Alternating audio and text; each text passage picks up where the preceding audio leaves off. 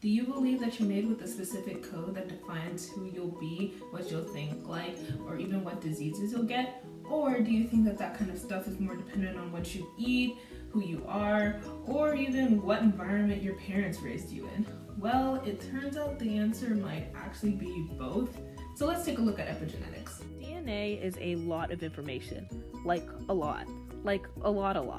So how are you supposed to fit all of that data into one small cell?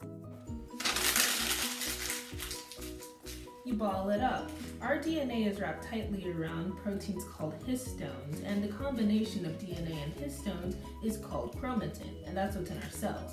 So we solved the fitting problem, but how are we supposed to get to it? Think of your genes as notes.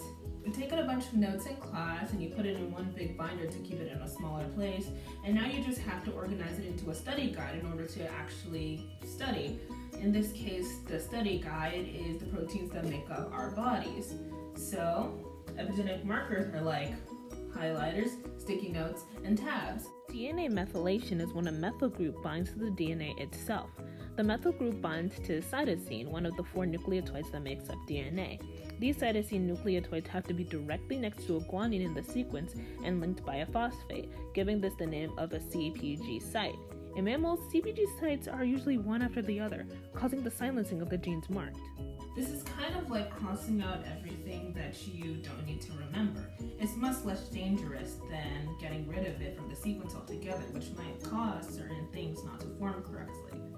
Histones can use either methylation or acetylation.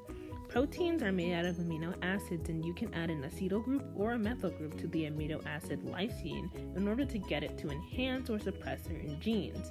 Acetylation is usually associated with active chromatin, so it enhances the genes associated. Well, during conception, you're pretty much given a clean slate, but just existing means that you're going to build an epigenome fast. Your cells have to communicate with each other and highlight the different parts of the notes that they find important. That's why your cells are different. In a study done in Överkalix, Sweden, it was actually found that women whose paternal grandmothers were born during a time of feast were more likely to have cardiovascular issues. You highlight the parts of the notes that were important to other people because that's what was important to them. And as you grow older, tumor suppressor genes could be suppressed accidentally if too much markers are put around them, which would cause cancer in your later years. New drugs such as histone deacetylase inhibitors show promise in reminding our cells what exactly they're supposed to code, because it'd be odd not to look over your notes and make sure that they're correct every once in a while.